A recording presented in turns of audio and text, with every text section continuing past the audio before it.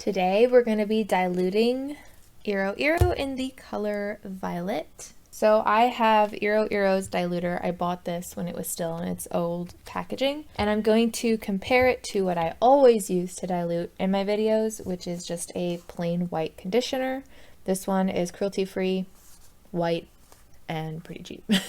So I've got my swatches labeled with stars to indicate what side is which. So the star that is not filled in is going to be the conditioner side, and the star that is filled in will be the Iroiro diluter. I decided to go with Iroiro's violet because it's quite pigmented and dark, so I can use a lot of diluter with it and not really lose a ton of pigment. So for both, we are doing a 1:8 ratio, so that will be 1 part of the dye to 8 parts of diluter. I've mixed those up and I'm already noticing a difference.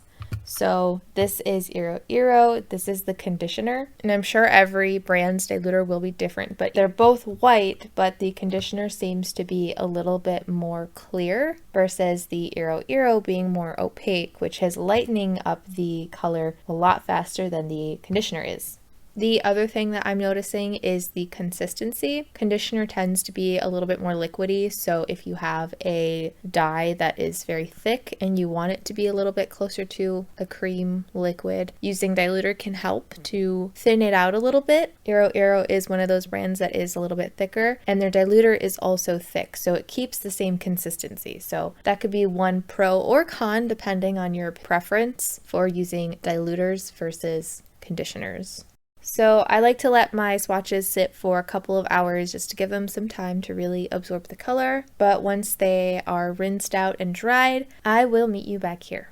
So just as a reminder, the filled in star is going to be the one with the Iroiro diluter, and surprisingly they both turned out to be the same color. I was fully expecting the Iroiro one to be lighter, but that's not what ended up happening, so maybe doing something like a strand test would make it easier. I don't know.